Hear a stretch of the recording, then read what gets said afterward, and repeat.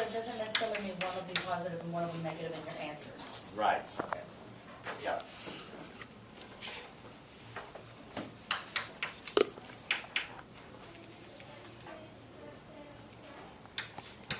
No, I'll be nice to it first.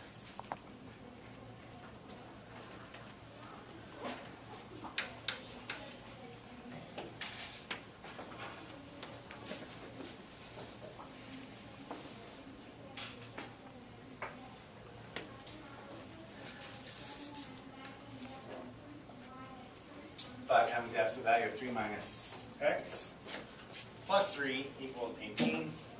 What about this problem makes it different than the previous two? You have to get the absolute value by itself. Yeah, before it was absolute value equals a number. Absolute value equals a number, right? This is not just absolute value, but absolute value by itself equals a number. So before I can do this whole split into one equation versus the other equation, that's what I got to do. I've got to get absolute value completely by itself. I've got to get rid of all that other stuff. Okay? And you pretty much already know how to do it. I'm not going to be teaching you anything new here. So for example, if I need to be getting rid of and adding 3, what should I do? I should subtract 3, sure. So I subtract 3 from both sides. That leaves me with 5 times the absolute value of 3 minus x equals 15. Then what? Alright, I love that answer. Martha says we should divide by 5. And that's the way that's going to work every single time. Okay? I have enough experience that I know that some of you would have thought to distribute the 5. Okay? And here's what happens when you try distributing that 5. Half the time it works, the other half it doesn't. Okay? And this is a time when it actually would have worked, but there are other times when it doesn't, and I'll tell you when it doesn't and when it doesn't in a little bit. But what I would rather you do is what Martha said, just divide it off. Because no matter what, if you divide it off, it works every time. Okay? So I divide both sides by positive 5. And I get from that the absolute value of 3x minus 5 equals. Now it says absolute value of something equals a number. Right? Now I split it up into the two equations. 3 minus x might equal 3. Or 3 minus x might equal what? Negative. Yeah, over here is x equals 0.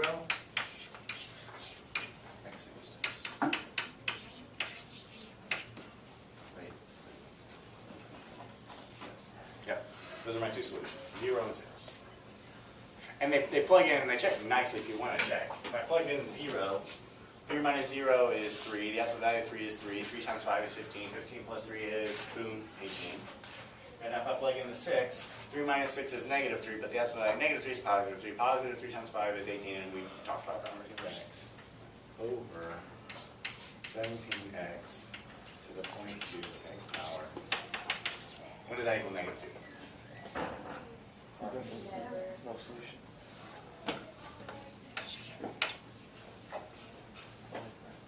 I like it too. Right? No work. If you have the absolute value equals a negative number, no solution, done.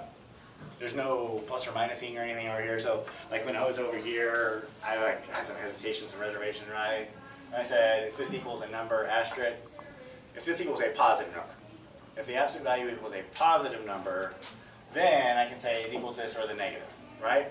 But if the absolute value equals a negative number, no solution. All right? Now be careful with that. Let me write that clearer.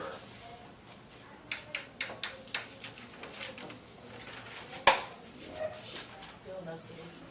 It's still no solution? And then if you add 7, it's still going to be... If I add 7. You have to divide it. Oh. Uh-huh. Yeah. This right now is not definitely no solution because this doesn't say absolute value by itself equals negative 11, right?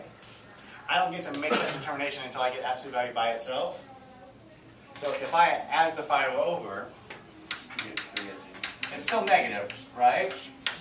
But it's the negative 2 times the absolute value equals negative 6. Positive 3. And then if I divide off that negative 2 I get a positive out of it, okay? Now imagine that instead of dividing off the negative 2, you had distributed the negative 2. If I had distributed the negative 2, I would have gotten absolute value equals negative 6. What's the conclusion you draw from that? That says no solution. But this thing doesn't have no solution. This is going to have 2 solutions, right? And that doesn't become obvious until I divide that negative 2 off and I get a positive number over there. Okay, so that's why I say divide that number off instead of distributing it. Okay, if I had distributed it, I would have gotten wrong answers. Okay. So now absolute value equals a positive number, correct? So one equation would be stuff on the inside.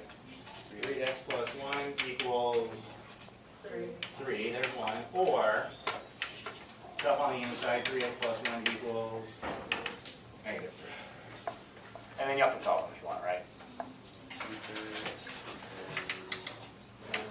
I got curious all of a sudden. I was just going to leave it, but yeah, 2/3 is one solution, and negative 4/3 is the other.